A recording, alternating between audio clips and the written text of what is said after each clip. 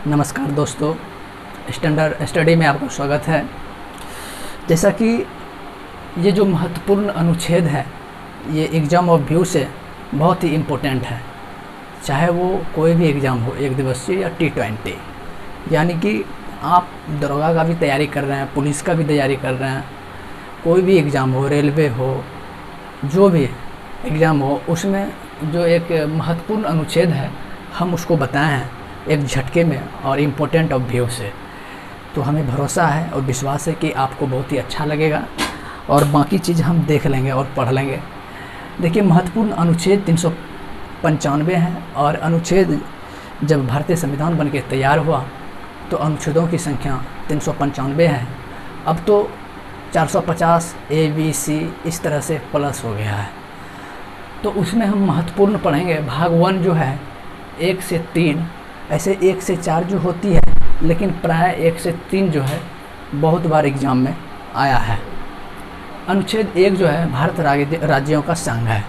बहुत बार क्वेश्चन आता है कि भारत राज्यों का क्या है, संघ है, समूह है, तो इस प्रकार से आता है। तो भारत राज्यों का संघ है, आप देख सकते हैं। और दूसरा है राज्यों का निर्माण एवं स्थापना, अनुच्छेद 2 के तहत। और तीसरा है किसी राज्यों के नाम एवं निर्माण। आपको लगता होगा कि दोनों एक ही है, लेकिन एक जो है राज्यों का निर्माण एवं स्थापना, भारत से कोई बाहर देश जब भारत में जुड़ता है, कोई भी भारत से बाहर का प्रदेश, वो अनुच्छेद 2 के तहत जोड़ा जाता है। अनुच्छेद 3 है किसी राज्यों का नाम एवं निर्माण। हाल ही में 2014 में जो तेलंगाना एक नया राज्य बना था, ये अनुच्छेद 3 के कारण। और इन दोनों की जो शक्ति होती है ये संसद को होती है, इन दोनों की शक्ति संसद को होती है। और हम 4 वाला जो अनुच्छेद है 1 से जो हम 3 तक इम्पोर्टेंट इसलिए लिख दिए हैं कि ये तीनों जो है बहुत बार एग्ज़ाम में आया है, एग्ज़ाम ऑफ व्यू से काफ़ी इम्पोर्टेंट है और आपको काफ़ी ज़्यादा फ़ायदा करने वाला है। भाग 2 जो 5 से 11 है नागरिकता का वर्णन है उसमें। और भाग 3 और भाग 4 बहुत ही ताबड़तोड़ इम्पोर्टेंट है, अर्थात VVI है। भाग 3 12 से 35 जो है 35 मौलिक अधिकार हैं। ये काफ़ी ज़्यादा प्रोसेस में पढ़ना पड़ेगा। हम नेक्स्ट वीडियो में भाग 3 और भाग 4 को अवश्य आपको पढ़ा देंगे। भाग 4 जो है 36 से 51 नीति निर्देशक तत्व हैं।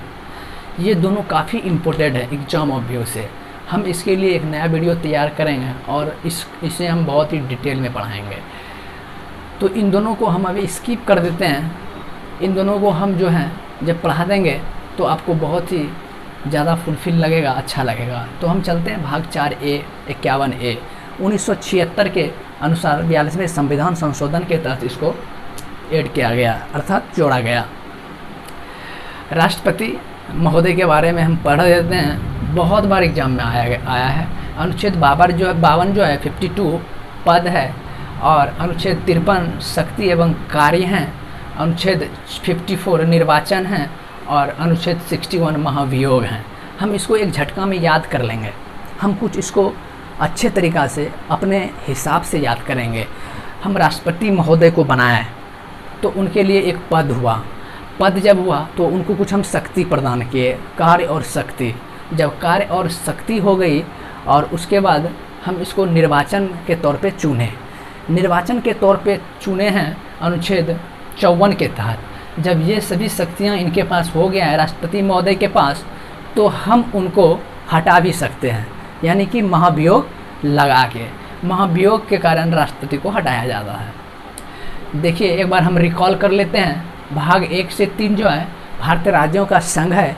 भारतीय राज्यों का संघ है, कई बार एग्जाम में आया है, बहुत बार। भारतीय राज्यों का क्या है, संघ है। और दूसरा राज्यों का निर्माण एवं स्थापना, यानी भारत से बाहरी प्रदेश जब भारत में ऐड होगा, जुड़ेगा या आएगा, तो वो अनुच्छेद 2 के तहत। अनुच्छेद 3 है किसी राज्यों के नाम एवं निर्माण। किसी राज्यों का नामकरण या बनाया जाएगा, वो अनुच्छेद 3 के तहत। भारत के अंदर ये दोनों शक्ति संसद के पास होती है। और भाग 2 5 से 11 नागरिकता का वर्णन है। हम ये 2-3 वीडियो को अभी हम स्किप कर देंगे, क्योंकि हम इसको डिटेल से पढ़ाएंगे और अच्छा से पढ़ाएंगे। दोस्तों हमें विश्वास रहती है कि हम जो भी आपको दें वो काफ़ी ही पावरफुल ढंग से दें, और हम उसको इसलिए हम सोचते हैं कि इसको अगले वीडियो में दें, क्योंकि इसको हम इस चीज़ को किताब में भी पढ़ सकते हैं, ये सब भी पढ़ सकते हैं, लेकिन हम इम्पोर्टेंट चीज़ों को निकाला और हम आप लोगों तक देने का कृपा और कष्ट किए। तो इसीलिए हम इन दोनों तीनों को बहुत ही अच्छे से रिफाइन करेंगे और इम्पोर्टेंट व्यू से हम इनको आपको देंगे, इम्पोर्टेंट सब। इसलिए मैं यहाँ लिख दिया है TTI यानी ताबड़तोड़ इम्पोर्टेंट। भाग 4A 51A 1976 के अनुसार 42वें संविधान संशोधन के तथ्य से जोड़ा गया था। राष्ट्रपति अनुच्छेद 52, राष्ट्रपति महोदय का पद जो है अनुच्छेद 52 के तहत कार्य एवं शक्ति 53 के कारण, और निर्वाचन उनका करेंगे राष्ट्रपति महोदय का 54 के तहत, और 61 महाभियोग। हम इसको इस तरह से ग्रुप में बांट लेंगे। अगर इसको हमको याद करना है तो हम इसको ग्रुप में बांट लेंगे। ग्रुप में बांट के हम इसको याद करेंगे। 52, 53, 54 हम इसको इस तरह से याद कर सकते हैं। 52, 53, 54 और 61 हम किसी को पद दिए, शक्ति दिए, निर्वाचन किए और उसको भी हटा भी दिए। अब हम देख लेते हैं अनुच्छेद 72, 85, 123, 143 और अनुच्छेद 72 जो है क्षमादान की शक्ति है।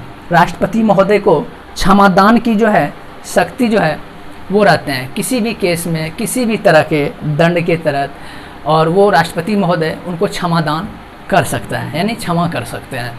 तो वो क्षमादान की शक्ति राष्ट्रपति महोदय के पास है। लोकसभा का विघटन, प्रधानमंत्री के सहायता से राष्ट्रपति महोदय लोकसभा का विघटन कर सकता है। तो लोकसभा, कई बार क्वेश्चन आया है, लोकसभा का विघटन किनके सहायता से किया जाता है? तो लोकसभा का विघटन जो है प्रधानमंत्री के सहायता से किया जाता है। और 1, 2, 3 अध्यादेश 2, 3 व्यक्ति की शक्ति जो है एक राष्ट्रपति महोदय को मिल जाता है। तो अध्यादेश होता है जब संसद, राष्ट्रपति और एक लोकसभा का जो है अध्यक्ष, ये तीनों मिलकर कोई कानून को बनाता है। तो इन तीनों में जो अब बहुत ही अत्यंत ज़रूरी पड़ जाती है, और उसमें अगर आपातकालीन कोई मतलब किसी कानून की ज़रूरत होती है तो अकेले राष्ट्रपति महोदय बना सकते हैं।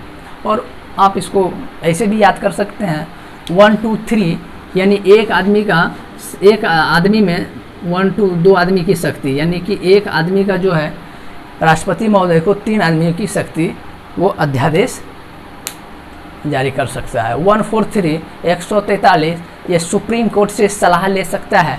राष्ट्रपति महोदय सुप्रीम कोर्ट से सलाह ले सकता है, बट राष्ट्रपति महोदय वो मानने के लिए बाध्य नहीं है, वो अपने मन से कोई भी विचार करेंगे। तो हमें विश्वास है कि आपको ये बहुत ही अच्छा लगा होगा, और बाकी का जो है हम इम्पोर्टेंट वो आपको ज़रूर देने का काम करेंगे, और हमें बिलीव है कि ये चीज़ आपको बहुत ही अच्छा